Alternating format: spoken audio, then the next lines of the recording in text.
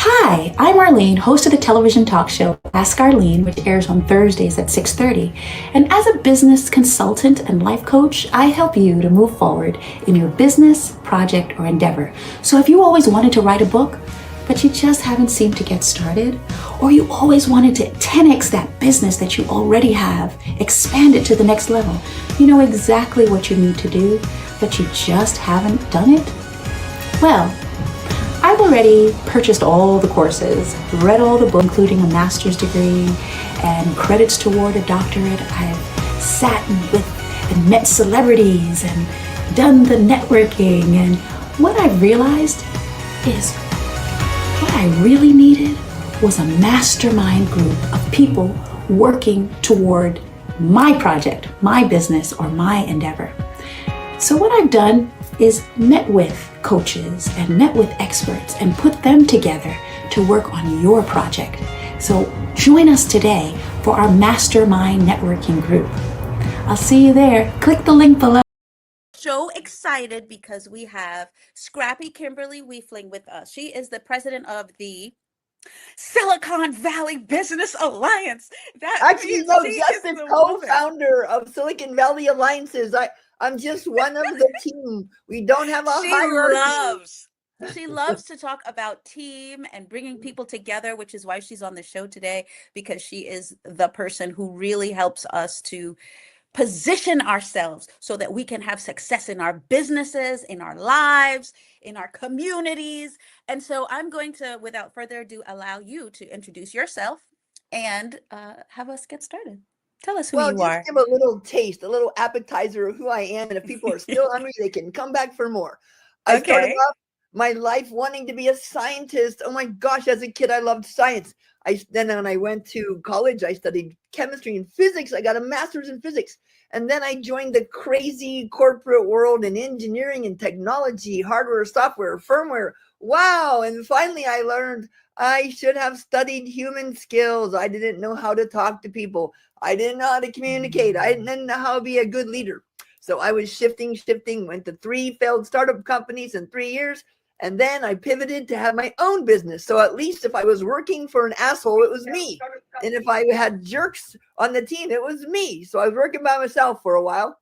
And then I finally gathered a wonderful team of people called Silicon Valley Alliances. And now for the past 20 years, I have been consulting with global companies, mostly Japanese companies, and going all over the world, transforming planet Earth for the better. And I'm fixed the boss hole problem, the boss hole, you know what that is? The boss hole problem, guys. She fixed it. I've helped people do impossible things, and now I'm starting to work on how can we work together to transform planet Earth through corporate sustainability. So that's my next big adventure, Arlene. Thanks for asking. Corporate sustainability. I love it. Solving the trash hole problem. The whole I don't think planet, that was. Go ahead. Well, I told my friend that he's big into climate and sustainability. I told him, hey, I can help people do impossible things. I have like a track record of at least 50% success rate in impossible projects. Because impossible in physics, it's like, oh, please, you just don't know how yet. And he said, well, if you can help people do impossible, why don't you help save the planet? I'm like, okay. So I just started pivoting in that direction a year or so ago. And now I am the forward city lead for San Francisco Bay Area Peninsula, creating monthly events, and I am doing corporate sustainability facilitations. I'm not a sustainability expert. I help them explore what's possible and discover what seems impossible is merely difficult. And that is the message for us today. What seems impossible is merely difficult. And one of the things that you've done is travel all over the world, presenting and having corporate clients that have helped you and enhanced your sustainability so that you can do the fun things that you want to do to enhance the world. Is that correct? Oh, yeah. And it is fun in a way. I mean, working with other people on things that seemed impossible and a few days later are like, oh, wait a second. Oh, wait, we could do that. Oh, yeah. Because I have a whole list of things that people thought were impossible. I mean, I can bore you with that sometime. Wow. No, tell us some of the things that were impossible that you've been oh able God. to overcome? Well, I mean, somebody smart guy said a long time ago, there is no way a rocket will ever be able to leave Earth's atmosphere. Never. Really? There's people walking around on the moon, right? And someone said, oh, television, even if it's technically feasible, it will never be financially viable. And then when radio was invented, someone said, radio? Who would pay to send a message to nobody in particular? And the British said when the telephone was invented, oh, the Americans might need telephones, but we have messenger boys. Hello, your pills. And then, oh, the Boeing 247 engineer, an engineer who helped make the 12-person double engine plane, 247 that held 12 people. He said a bigger plane will never be built. Really? Right. Right. So if they can do all those amazing things that are supposedly impossible, we can too. And we can do it in terms of our business, in terms of our life, and in terms of our career. That's right. So you're right. Where did you just come back from most recently? Tell us some of the places that you have consulted in, in Southeast Asia. And I'm going give them to a snippet so they really understand the scope. Oh, well, in December, I will be going to Osaka for some consulting there. And then I will go to Bangkok for 2 weeks for a couple of workshops there. I've been to Japan over 100 times. Yes. I've worked with over 100 times. Oh, yeah. And over 50 global Japanese companies, all kinds of amazing companies. You worked for Yamaha Motors for like over 10 years, facilitating workshop learning labs to help them. These companies need to become truly global. When you're a multinational company, it doesn't mean you're global. So I've been trying to help these Japanese companies that are all over the world become a truly global company, proud of their Japanese heritage. And that has been a lot of fun. And one of them, Karari, they've hired me for like 19 years, for God's sakes, to do these long 19 years transformations. So in a time when many women are merely coming out now and running organizations and running communities and governments, you're saying from 19 years ago, you were already leading things. You were already running fast and making things happen. Okay, so what we need to do. They discovered me when they came to Silicon Valley, and they were hiring me again and again and again. Yeah. Okay, so we love Silicon Valley. That's one of my favorite places to be. I'm so proud of my new California roots. My new California roots. I'm so proud of them. But my real question for you while you're on the show today, again, and I want you to come back again and again, is because you are truly a leader in this space. Share with us some of the business owners who are looking to expand, and then those of us who have not expanded yet, but we're looking to start up and get in the spaces where what was the way that you put it, where we can let go of the boss hole? Don't be a boss hole. At least if you work for yourself, right? And share our talents and our gifts. So how did you get into this space so that you could be free? You know what? I was working full time at Hewlett Packard, and on the side, I started a little coaching business. I mean, that was at least, oh my gosh, that was many years before I even full time had my own business. So on the side, you start a little business. It doesn't have to be profitable. You're just practicing, right? Practicing. So start at nothing. Start with nothing. Start with nothing. Start practicing. Get a business license. By the way, you can lose money for 5 years, and it's tax deductible. Hello. Then I finally was, after my third failed startup that I was a team member of, I finally said, okay, I'm going to do this full-time consulting. And then I tell people now, the first 5 years are the hardest. It took me 3 years just to start making any meaningful money, and about 5 years to get kind of break even. So it took you 3 years to get started and 5 years to break even. And I think that's one of the key secrets that people need to hear. You're moving fast, you're grooving. Now you're, doing into the several, the big numbers, but many of us start and we don't continue because in the beginning it's hard. And I love to think of the situation with Amazon, where the gentleman said that it took 6 years before Amazon turned a profit. And yet they were knocking everybody outside of the water. Elon Musk with the electric car. Many people thought Tesla should just close their doors on the early end because there were so many tragic situations. But yet he kept going, and then he was prosperous. So tell us, what made you stay the course and know that even though things didn't look well in the beginning, that this was truly the path that you need to go? Well, first of all, I hated being an employee. I really hated it. I was terrible. I'm like, really? That person's telling me what to do? Oh God. And then and I was borrowing against my house. I was going deeply into debt, and I'm like, well, I can always sell my house. And then here's what I promised myself. I said, when I have given up and I think it's time to quit, I'm going to go 6 more months. So when after was going for the first year, and I said, I really think it's time to stop, I put on my calendar 6 months from that day. Okay, reassess. And I just kept going 6 more months. And I got to that date and it still sucked. So I said, that's it. I'm going to go look for a real job. And then the next week, someone calls me, hey, we want you to come and do a keynote speaking in Southern California. I said, no, I'm quitting. They said, no, we really want you, Kimberly. I'm like, no, I don't have time. They said, well, $3,000 for 1 hour, right? I'm like, okay.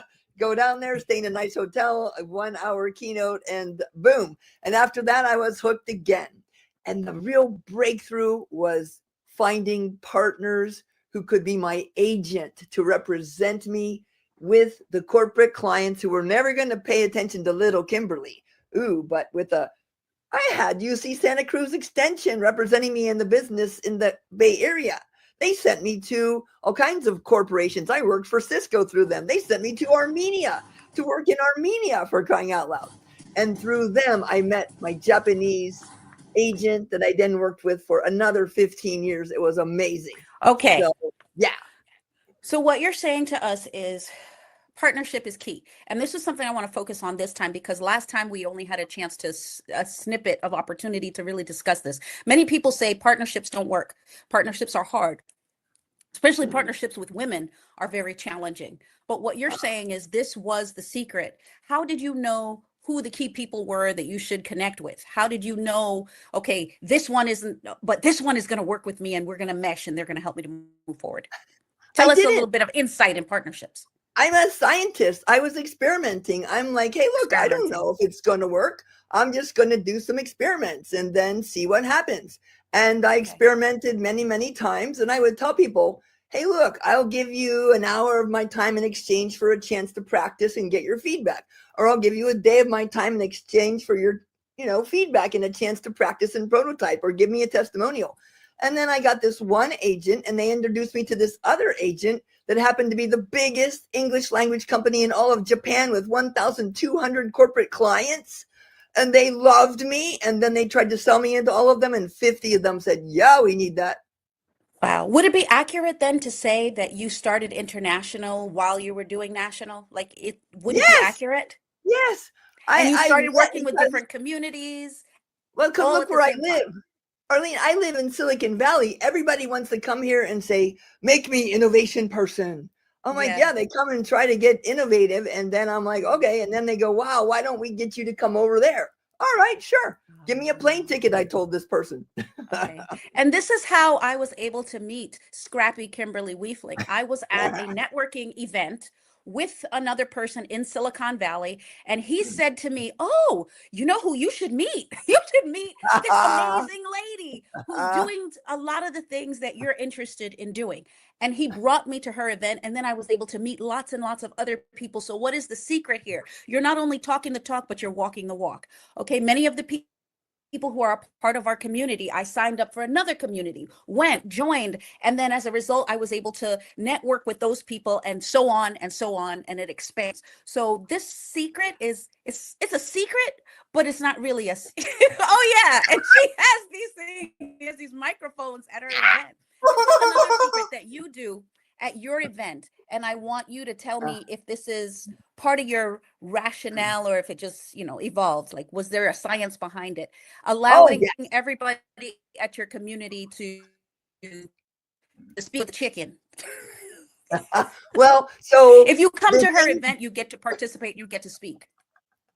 Well, I'll tell you, yes, absolutely. Whenever I do this work, I use adult learning theory. There's lots of research that shows that lecture, just sitting there listening to some expert, doesn't change anything. Long ago, I taught algebra at the University of Phoenix, spare time, like in the evenings or weekends, right? And they only allow adult learning theory, interactive engaging. They don't allow lecture. And they sent me like 20 hours of class on how to do interactive engaging stuff. And then over the years, I have learned that, oh my gosh, if you can replace my experience by a video or reading a transcript, we have failed. It has to be interactive, engaging, experiential, and involve people meaningfully. And by the way, Arlene, do you know that if you have fun, you're 300% more creative? I'm like, okay, gosh, I don't like to have fun, but we got to. Flying machines are impossible. See, that's how these people talk. They don't say, oh, really difficult, or maybe I don't understand how, or maybe we'll need to wait hundreds or thousands of years to develop the technology. Nope. They just say it's impossible because they cannot immediately think of how to do it. But you do not start with how. How is the last thing you work on. You start with why. Why does it matter? So for whatever your dream is, think of your dream right now and then ask yourself, big why. Why? Why do I want this? Why does it matter? And why would this be a huge breakthrough for me, my family, my community, our world? And then go on to who cares? Who can help us? Who can hurt us? Who would we serve if we do this? And who would be disappointed if we don't? And who are the key stakeholders we need to work with? I mean, this is critical, and it's a very complicated part of this process because the stakeholder universe is usually massive. It has dozens or maybe even hundreds of stakeholders, and they don't all want exactly the same thing. So it's not so easy. So big why and big who, people. Start with that.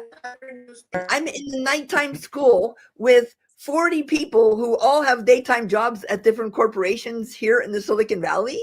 And they love what I'm doing. And then they go back and say, we need her. We need her to come and help us. So I worked at big companies all through the Valley, like Symantec, for example. And they got me into places that would have never hired me as just myself, right? Because here I am, UC Santa Cruz Extension professor, teacher, and my classes were so much more engaging than the others. I never lecture. It's exercises, activities, games, even creating monsters, prototypes, and really fun things. So it's crazy. If you come and see my workshop, like Arlene, you saw a little bit of it when we used the chicken as a microphone. But you come and see my workshops. Oh my gosh, when we finish in Tokyo, and we've got all these Japanese executives wearing wild shirts, and we've got people dressed like llamas, and we've got amazing things happening. It is the excitement, the fun of it. It doesn't have to be stuffy. It doesn't have to be, the way that they do it. It can be the way that we do it. We can create something. And that's what I see with your community. You've created a community that's comfortable, that is pleasant, that is inviting. Yes. People actually want to help you. And that's what we are endeavoring to do in our community as well. And that's why we're so grateful that you're a part of our community, because we don't win alone, but when we work together, we all win. We all get to succeed. Right. And the secret, And another thing that you did that I have seen is the fact that not only do you allow the groupthink to move forward, but you actually find out what each person is interested in. So when I was working with the community, it seemed like it was so challenging sometimes to get all of the stakeholders involved. But with the Alliance, you're allowing each person to share their goal, and yet we still all end up at the same place. So how are you able to facilitate meeting the needs of the individuals in the group? Because everybody has their own business, and yet still endeavoring to ensure that the collective does well. Yeah. Well, you know what? Some people are not a fit, but you all look up there and you see the North Star, and that's where you're headed for. You have shared values and a shared commitment to a future that you can't create by yourself. Here's our vision, because we did create it and we wrote it down. We envision a global community where people are empowered by the realization that anything is possible, where differences are celebrated, where individuals, teams, and organizations show up as the best version of themselves, and where organizations are united in their commitment to people and planet Earth. Yes. And we wrote that down. It took us a few hours. We wrote that down, and we live it. And if money is your number one goal, you don't join our group. Yes. Don't join that group. Money is flowing, but if that's what's number one and foremost on your mind, that's not what the discussion is. And I think that's key. because Well, the sometimes we research, all want to make money. That's why we're in business. well, Go yeah, but ahead. the research proves companies that have profit and money as a goal make less money. Profit is the result of delivering value. It is not a goal. Say that again. Say that Companies again. that have profit and money as a target, as a goal, make less money. If you create value and as a result of that value you get money, that is effective. But money as a goal drives the wrong behavior. It drives corruption. It drives cheating. It drives stupid behavior. It's like measuring how many phone calls somebody in a call center makes, takes care of every day when customers call in. You just hang up and the customer has to call back. You got twice as many phone calls. I mean, the I thing think you there's a measure, book, yes. and it's called The Psychology of Money. And it Ah, would certainly concur with what you're saying. There's also research in sales that says the people who do top in sales are people who love their clients, not necessarily people who are just talking about bottom line, I need to make this money. And so I think this is a key that you're talking about right now, Kimberly Wiefling, the fact that if we truly want to advance and we truly want to get to that level of, like yourself, and making lots and lots of funds, the focus can't be on making the funds, no, because then they don't come. And that's that's why right. so many people are having challenges. I've written this book. It's called Overcoming Fear and Getting Unstuck, and I talk about it in there as well. I'm giving credit to The Psychology of Money, but I also need to give credit in my book, because this is a secret and everybody wants to make money, but not everybody is making it in the way that they would like. So let's take a step back and look at truly what is it we want to accomplish, because 9 times out of 10 we want the money to facilitate something, and it's not just the pieces of paper. And so, Kimberly, I'm so excited that you shared that with us, and I want you to take it a step further and give us what are some of the secrets that you've used in terms of money. What I do is I see money is just paper blessed by the treasury gods. I focus on what can I do that will add real value. How can I add real value to my clients, to my customers? And Right, as a result of that value, they will be right. happy to pay me. And now at this phase of my career, I tell people, pay what you want. Now, if you have money and budget, this is how much Wow. I'm worth. But if you don't have money, I'll do it for free or pay what you wish. And sometimes it's just an honorarium. But when you put it out there on your website, I worked with this person, I worked with this business, I did this project, you don't have to tell them how much you got paid. It doesn't have to be posted Right. on your LinkedIn how much your salary was when you had this job. Nobody knows if it was That's right. free. But That's right. I most think of my that's one of the clients key that pay secrets. I me, just they recently pay worked me with a good. hospital. Oh, really? I recently worked with a hospital in Silicon Valley and did a project for them. And the numbers were not what I am accustomed to, but I Yeah. was willing to do it because it opens doors for me, because they're a major hospital. They're all over the place, on television. They have a huge following. And so I want to be able to use that company in terms of my marketing. And so sometimes we need to do that, decide what we want to do, and sometimes give people an opportunity to see how we work and see how we flow. In terms of books, you are the author of 7 books. Tell us about some of the books that you have written and why you've written some of those 7 books. Well, the What's the nuts and bolts, if you can pull out from them for us? Because we don't have most time to go through important all book 7. is Scrappy Project Management, because I noticed at Got the it. end of every project, when we have the what went wrong meeting, like the debrief, they were always the same. And I'm like, why are these lessons learned always the same? That means they're lessons not learned. So I said, could we please fail for new and more Right. exciting reasons? Oh my gosh, if you knew it was going to go wrong, why don't we prevent it? And then it was published in Japanese by Nikkei Business Press, the biggest business publishing company in Okay. Japan. And another one that I feel really proud of is me with 11 of my scrappy gal pals. We wrote this Scrappy Women in Business saying, here's what it's like to be a woman in leadership. And that was so fun. Give And us we one did this. secret to women in leadership. Give us one secret to women in leadership. Come on. It doesn't, you just do what the best leaders in the world do. The best leaders in the world, they have clear shared goals, that they share an inspiring vision. They're honest, have high integrity, and they care about other people. They give appreciation that's sincere and authentic. It's been studied for 30 years what the best leaders in the world do. Just do that. It can fit on one page. If you want to know what that one page is, just write to me and I'll share the one page. But the Leadership Challenge was studied by Barry Posner and Jim Kouzes for 30 years, and the best leaders in the world are honest, forward-looking, inspiring, and competent. It's not rocket science, people. Even though we wouldn't believe that from watching television.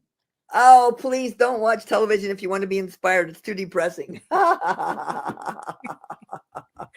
Right. It's actually the opposite. What I want to tell you. Here's a summary. Common sense is not common practice. Smart people prefer complicated solutions. If you do what makes common sense, you will do much better and get better results. Now, it won't maybe look as fancy or wild, and you might have lots of people telling you all the reasons why it's not good. Don't believe them. It's proven to work. Study the Leadership Challenge. Find out what the best leaders in the world do. It's been proven for decades, and use common sense. And the 12 predictable and avoidable pitfalls that every project faces will not be the reasons you fail. Fail for new and more exciting reasons. There we go. Thank you for sharing that with us. As we are coming to a close, we have a couple of questions for you. I'm going to allow April to come up and ask you her key question. Go ahead, April. Right. Hello, Scrappy. How are you today? Extremely adequate. Yay. Yay. Thank you. I do have a question for you. And so far, everything is great. I'm enjoying it. I work at a school as an administrator. So I have a question that goes with education. How can schools cultivate a scrappy culture that empowers students to take their ownership of their learning and leadership? Well, I'm glad you asked that, because I can tell you about a NASA study that studied